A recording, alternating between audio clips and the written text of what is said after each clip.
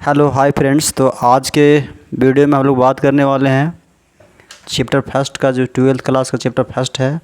उसमें important topic वैद्युत क्षेत्र की तीव्रता, जिसको बोलते हैं इलेक्ट्रिक फील्ड इंटेंसिटी। ये क्या होता है? देखिए, मान लिया जाए कोई यहाँ पे टेस्ट चार्ज है और इस टेस्ट चार्ज को हम इलेक्ट्रिक फील्ड में ला रहे हैं। ठीक है, यहाँ पे टेस्ट चार्ज छोटा सा परीक्षण आवेश रखा हुआ है और अनंत पे है, और इसको हम ला रहे हैं कहाँ? इलेक्ट्रिक फील्ड में।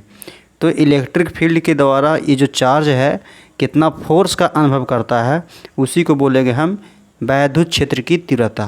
वैद्युत क्षेत्र की तीव्रता को हम ई से डिनोट करते हैं, और यह एक वेक्टर क्वांटिटी है। तो लिखेंगे वेक्टर ई, और इसके बराबर में लिखेंगे फोर्स पर यूनिट यानी चार्ज, यानी इकाई परीक्षण आवेश पर इलेक्ट्रिक फील्ड के द्वारा कितना फोर्स लग रहा है, उसी को बोलेंगे हम वैद्युत क्षेत्र की तीव्रता। आप यहाँ पर देख सकते हैं वैद्युत क्षेत्र में एकांक परीक्षण आवेश पर, वैद्युत क्षेत्र में एकांक परीक्षण आवेश का मतलब एक कूलाम परीक्षण आवेश पर लगने वाले वैद्युत बल को वैद्युत क्षेत्र की तीव्रता कहते हैं। इसे ई से प्रदर्शित करते हैं, और यदि कोई क्यू नोट परीक्षण आवेश पर लगने वाला वैद्युत बल F हो तो वैद्युत क्षेत्र की तीव्रता बराबर E बराबर F अपॉन में क्यू नोट होगा।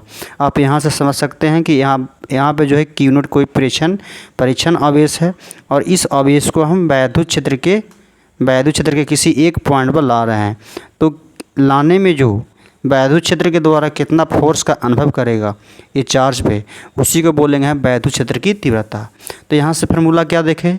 E बराबर F बटा में Q इंटू F बटा में Q। यहाँ पर देखिए E बराबर हम लोग क्या देखें? E बराबर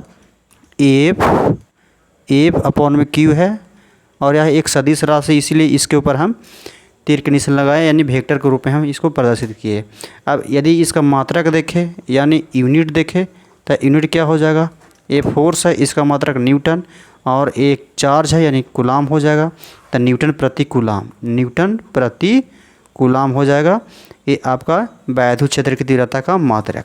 अब यदि डायमेंशन फार्मूला के रूप में देखें यानी बीमीय सूत्र देखें, तो बीमीय सूत्र क्या होगा? न्यूटन प्रति कूलाम होता है, और न्यूटन को याद रहे क्या होता है? mL/t-2 इसका बीमा होता है, और कूलाम का होता है A और T। यहाँ से यदि देखिएगा तो mL/t के पावर -3 हो जाएगा, एक ऊपर जाएगा तो, और A के पावर -1।